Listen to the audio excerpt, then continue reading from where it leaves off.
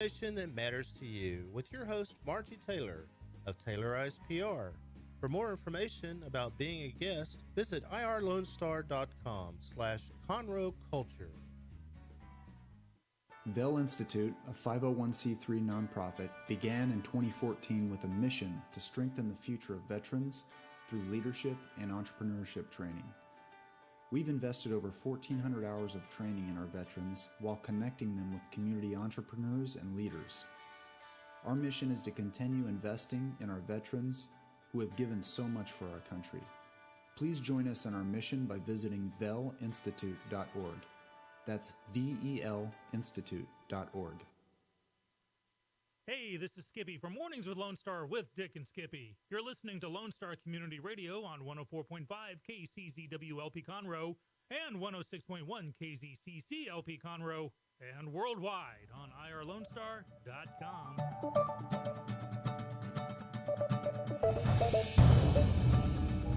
Good morning, ladies and gentlemen.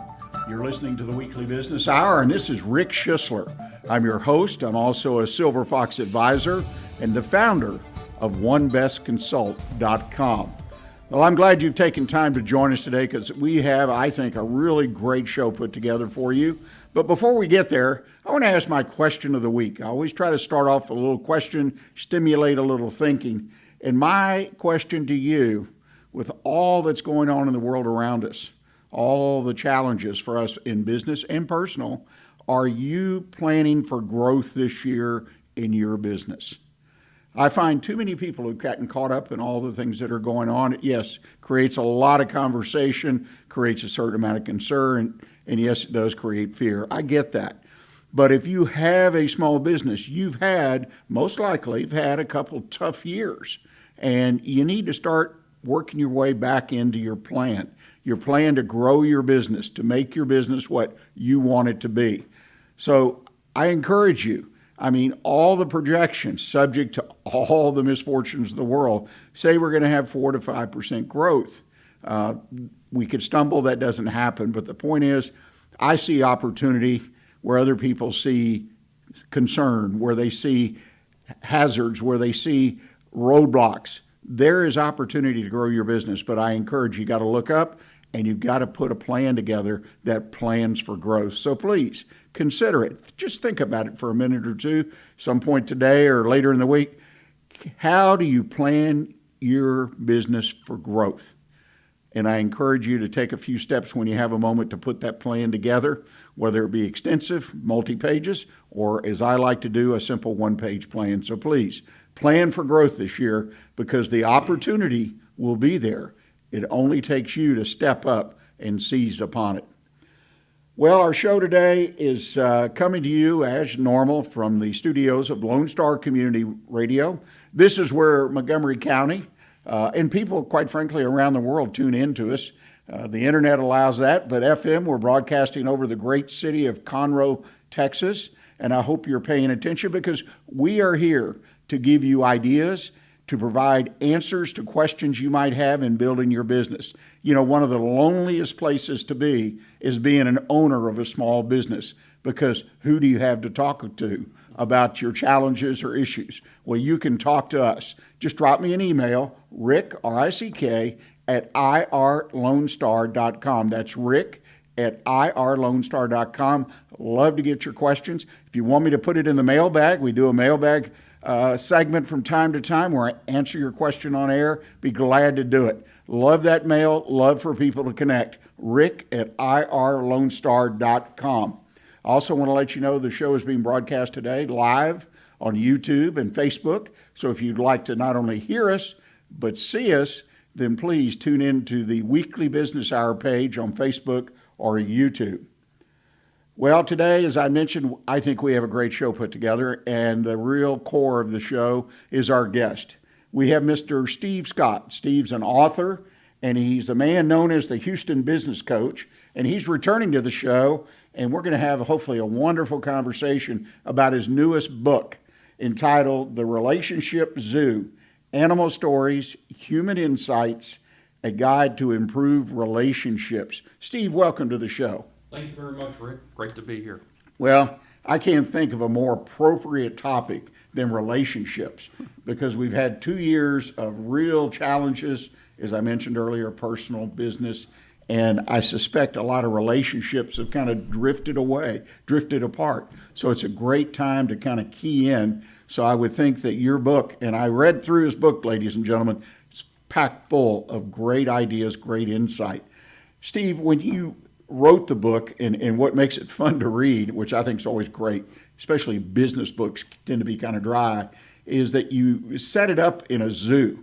The title includes zoo. Why did you do that? Well, zoo has a couple definitions. One is obviously you go to the zoo to see all the animals, but the other thing is we use the word zoo all the time when things just seem to be confusing, they're not falling together, and I feel there's some humor in it. There's always some humor in it. Sometimes I don't find it, but that's what I look for.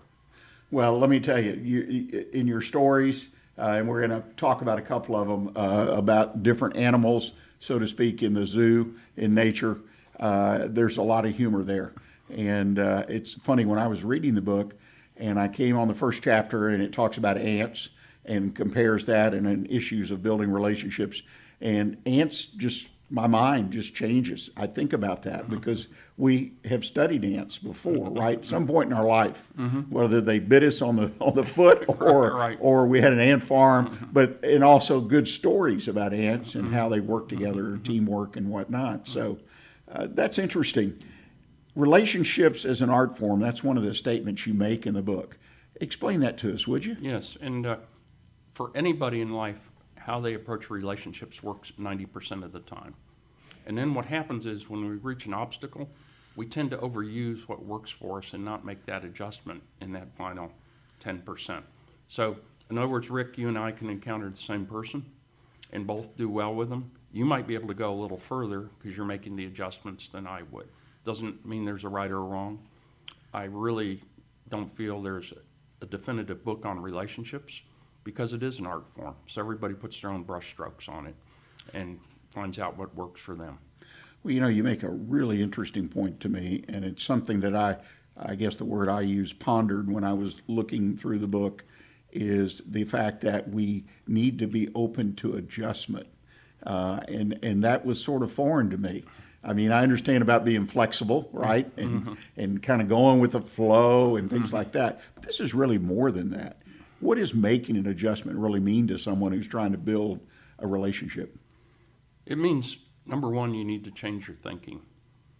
But the first thing is you have to examine what your thinking is. It's causing you maybe to get into an area where you're uncomfortable. You change your thinking, then you start changing how you respond, which is changing your habits. Change your habits, you change your activity. Change your activity, you change your results.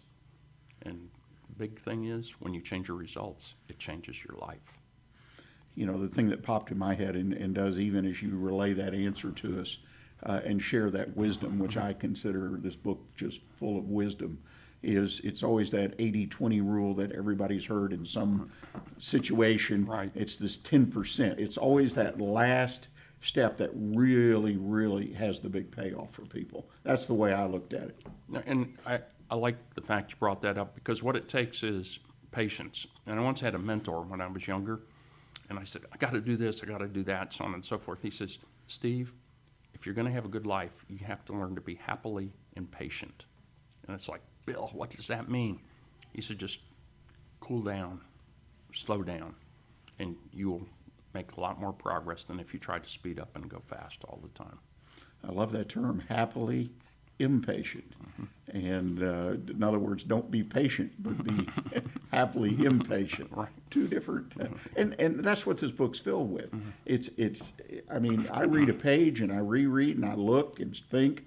It's really a book that calls on people to be thoughtful. In other words, think about what the situations are, or here's the answer. I mean, you bring up a lot of questions. Thank you. And a lot of it, truthfully, is autobiographical. Well, I'll tell you, it's just jam-packed with things. What was your main purpose? I mean, an author always has a purpose, maybe more than one. Your main purpose in choosing to write this book now? That's a really good question, and I don't really have a concrete answer. Over the years, I've collected things, I've written things. And I was just thinking, okay, of all the things I have since the 90s, is there a common theme? Is there something that's going on here? And so introspection is always a good way to start learning about yourself. So I'd written my first book in 2015, and I said, I think I have one more in me. And I started looking at things I'd written, and most of it was about relationships. I should say most of it, probably about 80% of it. Because one of the things you and I talked about before the show started is, in business, if you have good teams, it's amazing what you can do. The phrase by Helen Keller, alone you can do so little, together you can do so much, is so true in business, but it's also in personal life. You know, and that word teams, I want our listeners, depending on the size of business you have, teams applies to every size business, in my opinion, whether it's someone, a solo practitioner, you're in business for yourself, or you have thousands of employees or hundreds or 50, because you team with vendors, you team, I mean, to make your business successful. So what Steve's saying here, I believe, applies to all of us on a personal level as well, but in business, there's just no doubt relationship building is so, so important. Now, in the past, we called it culture, right? Or culture is part of relationships. How do those two terms square themselves up? Once again, an interesting question. And for those of you who don't know Rick, you really need to seek him out. He's a very dynamic, personable, and caring coach. So anyway, thank you for that question. Culture. Culture has really three components to it. The first one is safety. If you think about it in business, if you don't feel safe, more often than not, you'll never be creative. It's hard to move a team or a group forward if people feel there's a punitive atmosphere. The second thing is shared vulnerability. You want to have that vulnerability because that builds trust. It actually draws people in. And then the third thing is you want to have a common purpose. So really, when you look at culture and relationships, if people feel safe, if there's shared vulnerability, and you have a common purpose, you can go places you never thought you could go, as Dr. Seuss once said. Well, you know, that's so important for people. And again, all of what I see in this book, and I seem kind of excited, which I am, because it is just one chapter. You walk away, and my mind was just, gosh, this is good stuff, really good stuff to think about and put it into place for my own specific situation. Let's talk about one of the stories before we take our first break. The first chapter, it had to be, you talk about ants. Yes. And you and I talked about it. Ants we've all dealt with ants, right? Yes. As insects or as good examples of teamwork. Yeah. So ants, I mean, why are they such a great example of building stronger relationships? First of all, you'll never see an ant stray off from the colony. The ant knows it can never go alone. But I think all of us ought to attend an ant seminar at least once a year. And so what do you get from ants? First of all, they never ever quit. You go outside, you step on a pile, you maybe treat the pile, they're going to show up someplace else. They never ever quit, so that's a good attribute. The second thing in your relationships is the ants know that there are seasons. They know that there's summer. Summer's the good times. That's when everything's going well. And what you want to do is stock up on those good memories, because guess what? What the ants are doing is, in the summertime, they're harvesting everything they can to prepare for winter. That's the third thing. So ants know that there are seasons in their work, but just like we have seasons in our relationships. So winter comes, you can draw on the good memories to help you get through those tough times. And what's really interesting, we all see this, as a matter of fact, we're coming to that time of year when the ground warms up. Ants have rested during the winter. They can't wait to get out at the first sign of spring. So the thing is, if you understand their seasons, have that attitude of, I can't wait to get out and get after it. And then the fourth thing is, ants always give you more than what you expect. So they always give you more than what you expect. So if you go into a relationship or a team and you're saying, you know what, I can follow these four things, you're going to do very, very well a large part of the time. Well, again, I think there's so much wisdom in ants. I guess we all should go out and buy one of those little transparent ant farms. And that's why some of us as kids used to watch them and were so amazed how they did things. We were actually learning very important lessons of life. Well, ladies and gentlemen, we're going to take our first break of the day. And I hope you'll stay with us. We're going to come back and continue this discussion with Steve Scott and talk a little bit more about some other key areas in building relationships. So please stay with us. We'll be right back with you.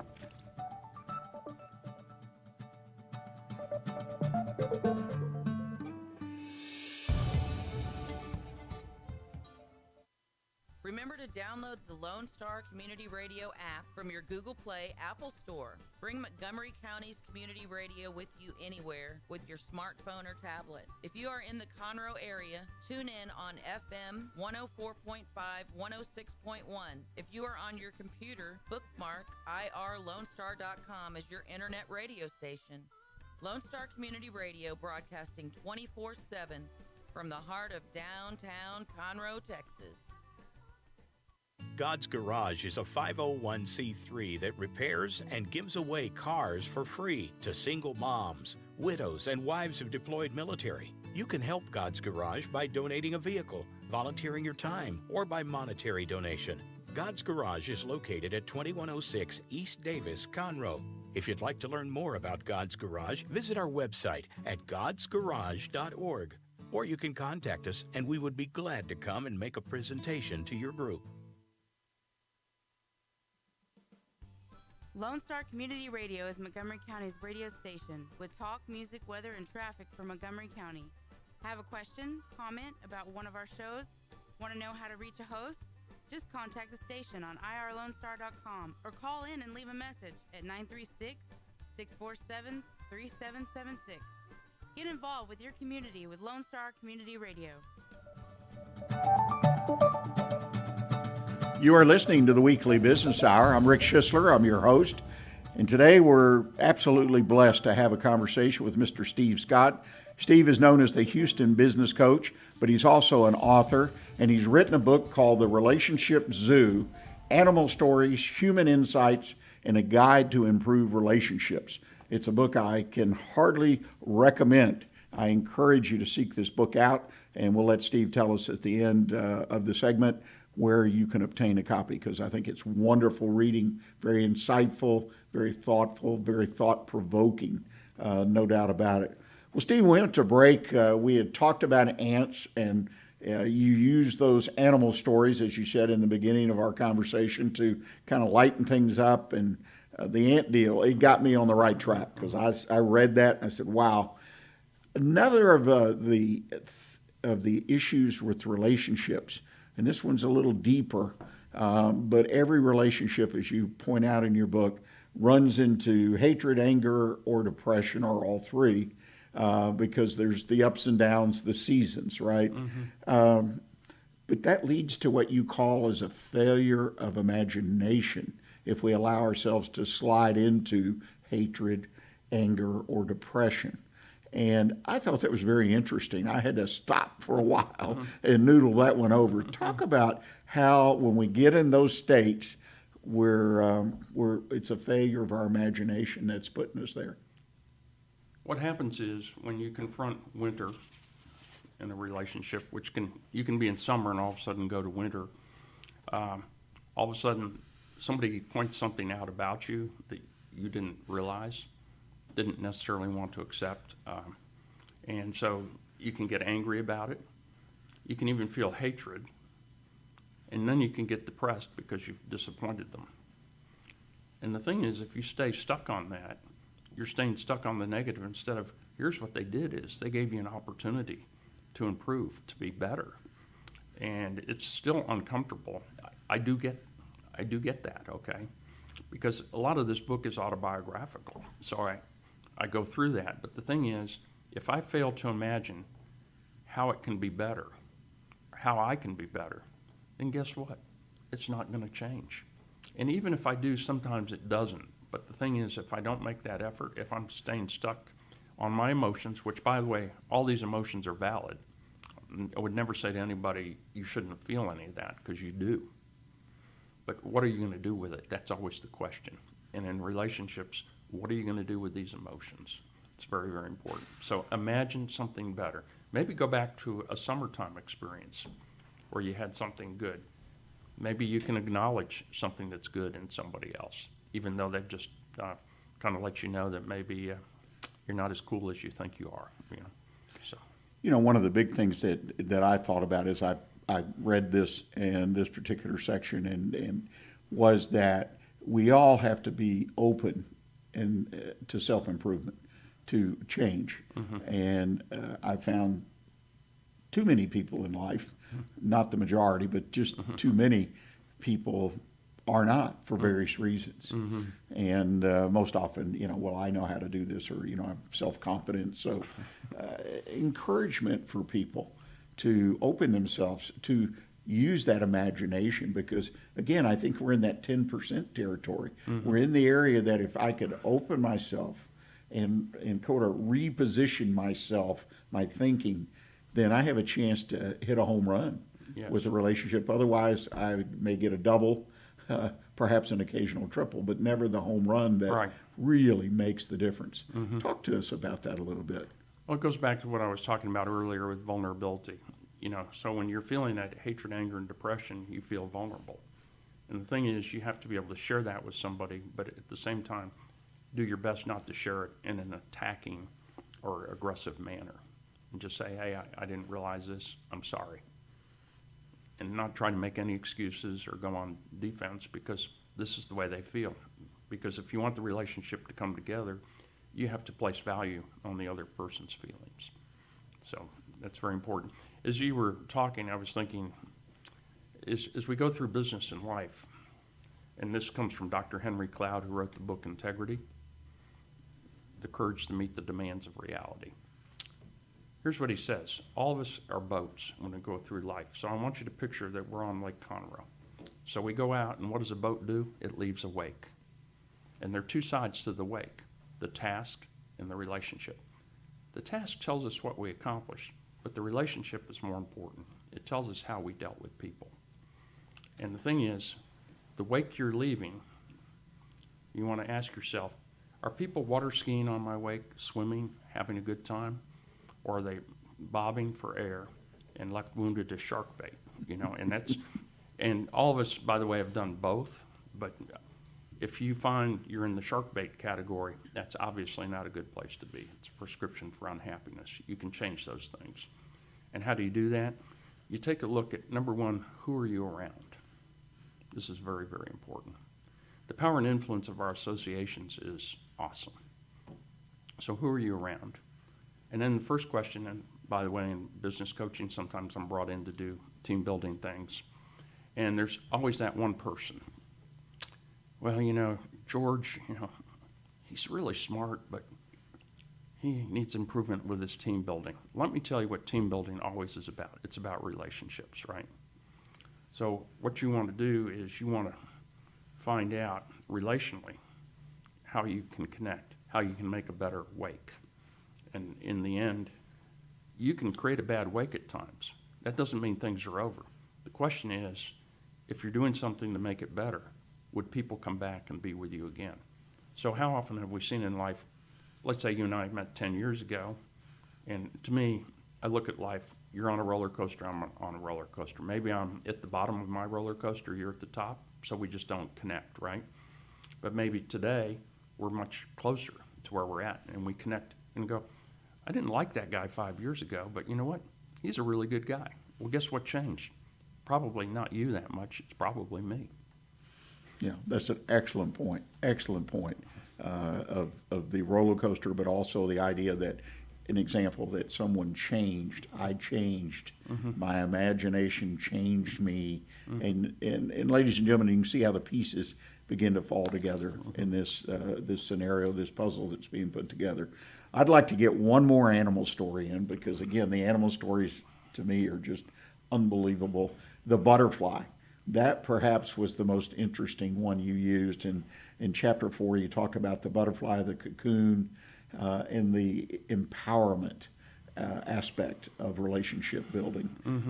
Share with us that, because I said butterfly empowerment. Now, And it was a wonderful story, a wonderful connection. Thank you. Well, essentially, the butterfly story is there was a butterfly in a cocoon, and a man wanted the butterfly to come out early. So what he did is he cut a little hole in the cocoon. So now the butterfly is able to emerge, but when the butterfly emerged, the wings weren't developed, so on and so forth, and the butterfly ultimately died. The parallel for us is we can give support and help, but the most important thing is to give proper encouragement. Because what the butterfly actually needed to get out of that pupa was it needed the struggle. That puts fluid into its wings so it can fly. And when the man took away the struggle, the butterfly couldn't develop. So we have to struggle at times in our relationships in order to develop.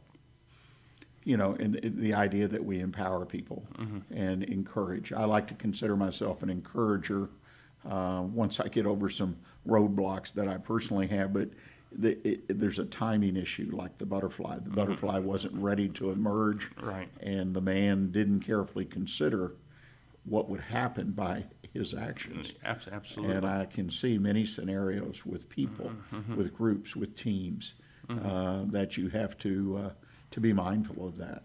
Yeah, and you want to ask yourself too, getting back to the teams, sometimes when I'm brought in, it's not the time. It's just not the time. And I'll tell the prospective client, it's not the time. Because I go through a series of questions, so what is this person doing for you? And you know what's interesting? The reason somebody's still employed somewhere very often is because what happened when that relationship started maybe 10 or 15 years ago. And they almost always go back to the first few years. There's now a problem, right? The second thing is, I ask them, and this is when the chair kind of goes back against the wall, what is this person doing to you? And that's kind of a tough question, you know what I mean? It's a tough question when you ask it of me, you know? And it's like, oh, well, I don't really want to talk about, well, what are they doing to you? Next one is, what do they have you becoming? Ooh, I don't really want to talk about that. Because as a leader, you have to learn to work with your team. Maybe there's something you need to be doing. Maybe it's not the other person that's the problem. And the last question is all this acceptable? And then you kind of make your decision based on that. Right. Some great points. Great points for those that seriously want to build a top-notch team, a top-notch business that works for them as well as everyone else. One of the things you mentioned in the book, and I think this is so important, I mean, we see it in world affairs today, we see it is compromise. Oh. Compromise. And you mentioned principles versus issues. Yes. Because a lot of political conversation, well, they're a principled individual and, but then they react on these issues this way, or they let their principles fall to the side. But what is in compromise principles versus or as compared to issues? I think principles, when it just comes to basic relationships, Rick, is basically your values. And it doesn't mean that you and I will have exactly the same values on everything. But if we have similar values, then we're good. But a principle is something that preserves yourself. Okay? So, and I know we have a story in the book there about that. And a principle, it preserves you, but the question is, at what cost are you preserving yourself? And the thing is, when you let go of your principles, it's hard to be who you are. So in other words, if you're a very codependent person, which I have had some challenges in the past with that, then who am I really, So anyway, the story you're referring to has to do with the story of the Russian hunter and the bear. And, it was a cold winter in Siberia. It's funny we're talking about Russia today, of all things, right? And the hunter was very, very cold. So he's out there with his rifle, and he finds a bear because he wants a warmth for a coat. So anyway, he's getting ready to shoot the bear. The bear stands up and says, "Hey, wait a minute." And of course, the hunter is astounded that the bear is talking. He said, "Maybe we can talk about this. Maybe we can compromise." So anyway, the bear and the hunter get into a discussion, and a few minutes later, the bear walks away with a full stomach, and the hunter comes away with a warm fur coat around him. Actually, he's inside the bear. So he compromised his principles. The basic principle you have is survival, but it's kind of a cute story in a way to get us focused on issues, principles. So, for example, an issue might be you and I decide to go to lunch. So we've agreed on that principle, right? That lunch is good, but where do we go? That could become the issue. So you compromise the issue. Right. Does it always work that way? The answer is no. But that's what you strive for. You strive to compromise on issues, not principles. That's very, very important. Well, as we wind down here this morning, I noticed that you had been selected to be on the board at the Lake Conroe Chamber of Commerce. Congratulations on that. Thank you. I know you've served before. What is it that the Chamber, I'm a big supporter of Chamber. Scott Harper, the president, was on a few weeks ago. Great guy. In your opinion, why is membership in the Chamber so important for the small business owner? Well, it's interesting, and really when we're talking about relationships, let's go back to relationships. If you can serve somebody other than yourself, serve the greater good, then I think you're in a great place. So here's the message that all chambers send out. Join the chamber, increase your business, and everybody says, great. So they join, and 3 years later, they've increased their business, and what do? They drop their membership. So where the chamber has really benefited me is all the civic and volunteer things I've gotten to be involved with, where I've gotten to know other chamber members on a deeper level. So if you're there to serve others, I think that's where it really benefits you. And also it's kind of a universal advocate for business. You won't get a government affairs committee at a BNI, or some other networking organization, which are all good, by the way. I've been members of various ones. But the chamber offers something very unique in that regard. You make a great point. At least the Lake Conroe Chamber, and there's some others that are visible in the community, and your affiliation or association with a group like that, because their visibility is very positive, and it's constant, it's consistent, and it is a positive. They strive to be a positive influence on the community. So being part of that has to be a good thing. It is. So that's interesting. Well, Steve, I appreciate you coming in today. The future, last question, or thought that I have, 3 to 5 years down the road, where do you see us in business in Montgomery County? What does it look like to us as business owners and people working in business here in Montgomery County from your perspective? That's an interesting question. The easy answer, which all of us see, is the growth is just monumental. I forget if we're averaging, 100 people a day moving. Just amazing. Into Montgomery Overwhelming County. For me. So we're going to become more urbanized. Definitely. We're seeing that in South County. As far as business is concerned, I think going back to the pandemic, I had a client that was really worried about the pandemic because their business involved personal touch. And I said to him, I think you're going to do great. They had their best year yet in 2020 and their best year yet again in 2021. I think the personal touch is what's really so important, because as we become more automated, you have less of that. And the people who can give the personal service at the right time and do it in a timely manner to where you can trust them and they're consistent, I think are going to do very, very well. Yeah, I think you're 100% right. There's always opportunity, and that's that 10% or maybe 20%, depending on what you're talking about, that really are successful in what they do. There's always opportunity. Well, Steve, again, thank you so much for taking time to join us today.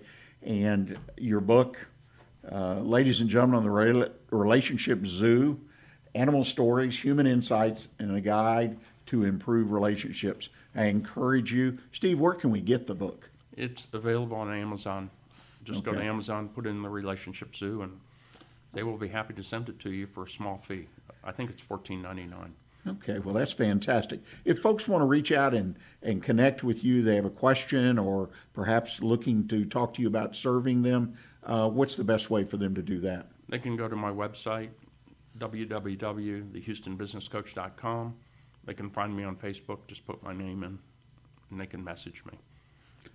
Well, again, Steve Scott, I think this conversation, ladies and gentlemen, has been one of the best I've had in all the time I've been on radio, because there's lots of ideas, information, and opportunity built into the conversation. I encourage you, reach out to Steve, whether it's through his book or in direct communication. I think your business, your family, your future will be improved by having that connection in your life. We're going to go to the bottom of the hour break, and when we come back, we're going to have another Heart of the Hustle. It's back. Dr. Patrick Woke, director of the McNair School of Entrepreneurship and Free Enterprise, will bring us another impactful interview. This time he's talking to Zobby Bryant, who is CEO of Acute Care Pediatrics. It's a medical startup. It's a wonderful story, wonderful encouragement. So I encourage you to stay tuned, listen to the Heart of Hustle, and I'll finish up as I do every week with my One Best Consult Tip of the Week. This week entitled, Protecting Your Business from the Harsh Realities of Inflation. So please stay with us. We'll be right back with you.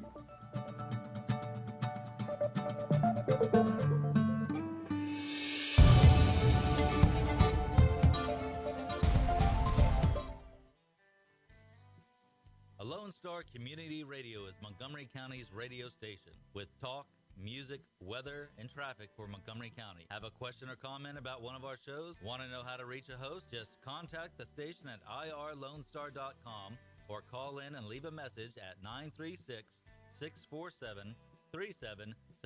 Get involved with your community with Lone Star Community Radio.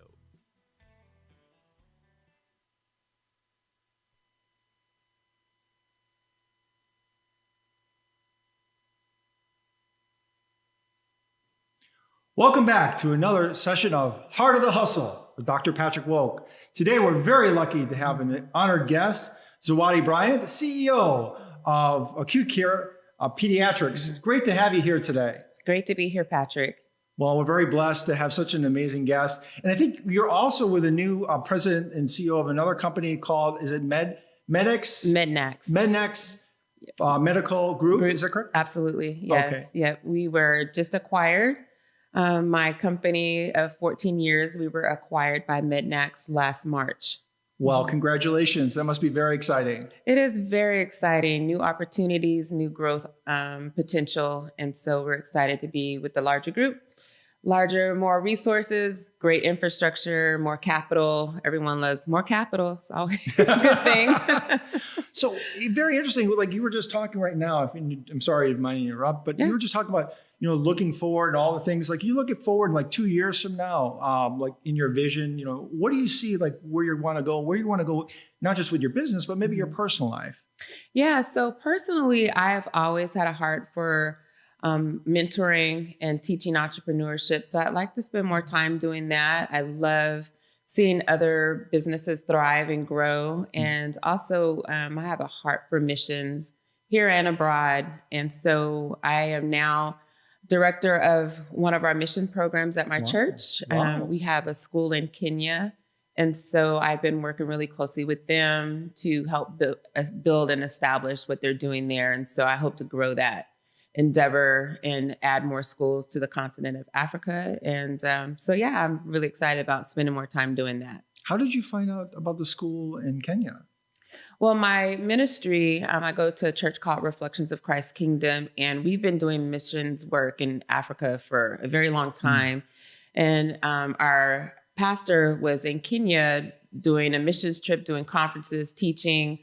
And someone approached him and said, we have this school in the slums of Nairobi that we think that you might be interested in. Just, I won't say luck. I would say it was vision. It was, the providential hand of God, just out of the blue. Someone's like, there's a school that needs new ownership. And so our pastor went down to the slums, saw it, and he said, where's the papers? I'd love to have it. So we've been doing missions work there, I would say, for at least 5 years, if not more. That is an amazing story. And that commitment to helping others is something that is very important, to not only to yourself and to peers, but also to our community as a large. Let me take a step back and learn a little bit about how you started this business. I think there's a lot of people in our audience who be very interested in understanding of like how you began, those early roots, and how did this acute care come about? Well, a friend of mine, Dr. Anastasia Dentals, we went to church together, the same church, and she was working in the emergency room at one of the children's hospitals. And she was just, full of kids. She was like, the ER is full of kids late at night. And, and they're not there for life-threatening illnesses or situations. It's just, they had no other place to go for their cold, cough, flu, fever, simple, acute, illnesses. And she came to me one day while we were actually running. We were running buddies as well. Wow. And she was like, I have this idea that, I think it would be a good business idea, but I'm not in business. I'm a medical doctor. So I don't know what constitutes a good business. Will you help me put a business plan together? Wow. And I said, sure. I'd love to find out more, help you research, get it on paper, get it into a form you can get a loan or sell it to whomever, your stakeholders. And she was like, I don't know what that is, but okay. So, we had a lot of fun putting it together. And as we were putting it together, I realized what a great business idea it was to not only help parents and children, but also their time, their money, and just it's a better environment to treat kids outside of the emergency room. And so as we started going, she was like, I really think you should be partners with me. Wow. And I was like, I'm not in medicine. I don't know anything about medicine. I'm an engineer. I work in oil and gas. Like, I don't know about this. And so I prayed about it and it just, talked to my husband about it. And he was like, well, you wanted to do something different for a while. Why not consider this? And so 14 years later, we started with one really small clinic, because I still was not a skeptic, but I was like, let's just try it, not, put both feet in. So we established a really small clinic next to Babies R Us in Sugar Land. Wow. We figured if we can't make it next to Babies R Us, then it's definitely not a good idea. So we opened it up as 4 exam rooms, really small. And within months, we were swamped. And so we said, okay, we have something here. And we opened a second and then the third, and 8 units later, here we are. So it's been a great ride. I've learned a lot. I learned that I'm in the people business. Pretty much any business is if you have employees. Absolutely. You're in the people business as far as employees, as far as patients and parents. And so, I spend my day studying people. And the numbers, of course, are important as well. But it's really, how do I get our employees to be their best selves? How do I please the patients and give the best care possible and make sure the parents are happy as well? So it's, I'm in the people business, I say. Yeah, I absolutely agree. I think we all have to understand is no matter what you're in, finance, accounting, that it's always the people business. It always comes back to that. Let's go back even further. And this really hits on what I talk about is the heart of the entrepreneur, the heart of the hustle. Tell a little bit about growing up as an entrepreneur. Well, how is it growing up where you did, all the challenges you grew up as a youth, and maybe talk about how some of those struggles helped form you into becoming the entrepreneur you are today. Yeah, I would just say growing up, I didn't have the smoothest childhood. I had an amazing mother who I credit everything to. But, we struggled, we moved around a lot. And my father battled with drug addiction. So he was in and out of our lives. But I had a family with 4 siblings. Wow. 2 brothers, 2 sisters. And so we're close even today. So I think, struggle kind of brings you closer. That's one outcome. And so we just are a very close-knit family. My mom is our rock, and she just stressed doing your best, not making excuses. Education was first and foremost. She made sure that all of us went to the best schools and that we had all of the essentials. And so I say, you just need the essentials and love and, someone at least to have some vision. My mom was very connected. She worked at IBM, as an administrator, and she made sure that I met engineers and scientists, and, I worked in the manufacturing floor. And so I was always exposed to bigger and greater things. And so for me, that's always been the key when I'm talking to students or, young people. I try to expose them because to me, my world would have been small and a world of struggle and issues. But my mom, she just gave me a window into seeing into like amazing opportunities, people being successful, thriving, doing amazing things, having patents, creating, having inventions. And so that just got me to thinking, there's so much more out there than what I was used to and what I was experiencing. Absolutely. And so I think that's just kind of my drive. I'm like, I know in my heart that there's always something greater, something better.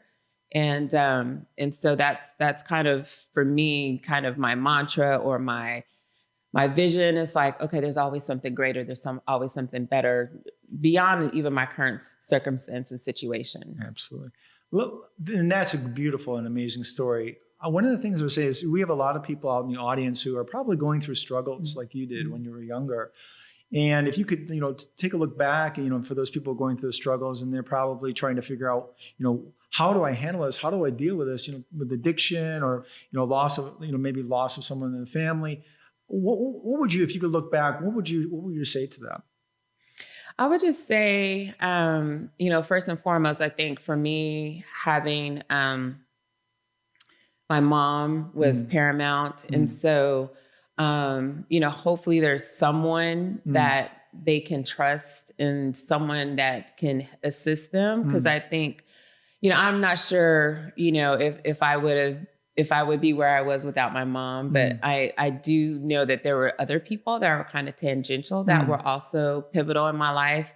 So I would just, seek out help. Okay. Sometimes you just need someone to talk to, someone to, give you exposure to another reality. And then also, if you're a believer or a praying person, I think that also helps as well. Give you a center, give you hope, give you, give you something positive to think about. I think about, like, for me, scripture is very grounding for me. Reading was very grounding to me. Just reading also was huge for me. Several teachers stressed the importance of reading. Absolutely. Also gives you a window into another reality, gives you an opportunity, exposure, even though it's not tangible. It's at least you hear about it, you read about it, you can have a vision about it. And so I think there's outlets, people that are going through, either through people reading. I went to my mom again, put me in environments again that were different.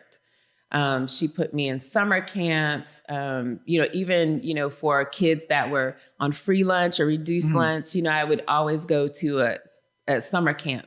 There was always something, there was always another opportunity for me to be exposed to something else. And so I just encourage people to at least seek out opportunities to be exposed to other things.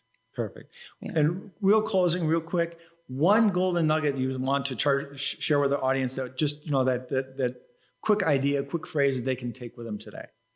Yeah, I would just say for me, again, it was always being positive, because there was plenty of things to be negative about. And I know it's easier said than done, but, to be positive, to have hope, to grab onto something. And, even like I said, if it's reading a book, going to the library, I know plenty of people that said they lived in the library to get out of their current situation and reality. So I would just say, find something that is positive, that's aspirational, that gives you hope. And look at things as, you could look at a glass of water and see it half full or half empty. And I would just say, look at it and say it's half full. Absolutely. Yeah. Well, thank you again. That's it for Heart of the Hustle for today. Thank you again, Zawadi, for coming into the studio. It was amazing to have you. Oh, my pleasure. Thank you, Patrick. Well, I hope you enjoyed Dr. Wook's interview with his guest. Like I said, a wonderful story of a medical startup, a startup business, and how far it can go. To me, these kind of stories are encouraging, and I'm glad we're able to offer them to those of us, to you, who are growing businesses. I want to talk about my tip of the week at this point as we kind of wind the show down. My title, Protecting Your Business from the Harsh Realities of Inflation. Lots and lots and lots of discussion, at least on the business side of life, about the current inflation. Inflation is at 7.5%, we're told. But we all know, and that's what's really important to me, that the cost of doing business, the cost of living our lives and our families' lives has really gone up. We also have been impacted by shortages. It's amazing to me, the shortages at the grocery store and the fact that certain products are not even available. And then certain products that are in limited supply, particularly online like at Amazon, that vendors, distributors have taken an opportunity to double or triple their price because they only have a small inventory. So it's an important topic to all of us, I believe, both business and personally. And I wanted to address it and talk about it. There are some things that we can do to counter inflation, to better prepare for it. And I'm going to offer you fairly quickly 3 that I feel that stand out. The first one is refinance any debt you have. If you have debt in your business or personally, if you have credit card debt, those rates are going to go up. If they aren't at the top allowed by your card agreement, they're going to go up. You need to look for a less expensive, cheaper source of debt. It's out there right now, but that window is getting close to being closed, and you're going to see those rates accelerate. Look at home mortgages and what they've done, the mortgage rate in the last 2 months. It's gone up a full point, maybe up 2 points now. Well, that's a hell of a lot when you're down around 2-3% to go up 1 or 2 more points. This is only the beginning of the increase in interest rates. So go refinance your debt.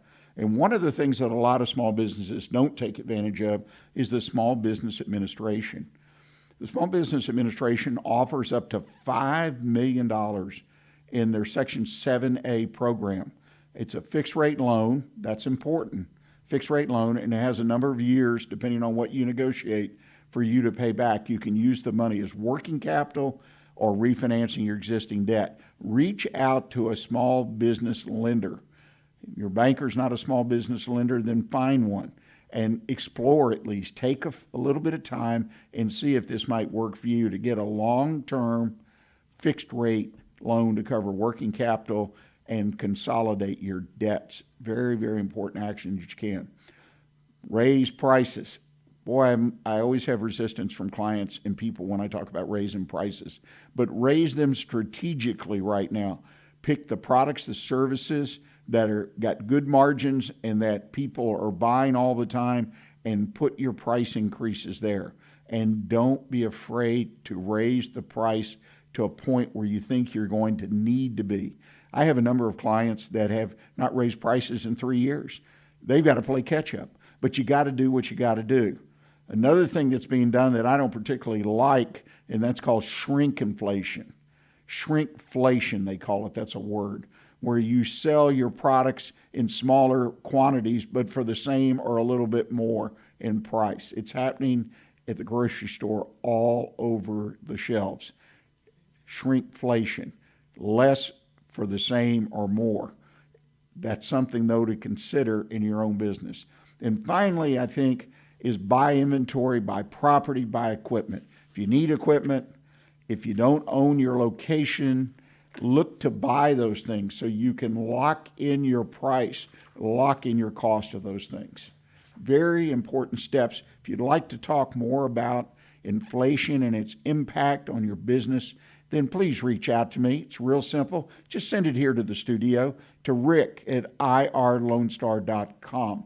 And don't forget, you too can sponsor the show.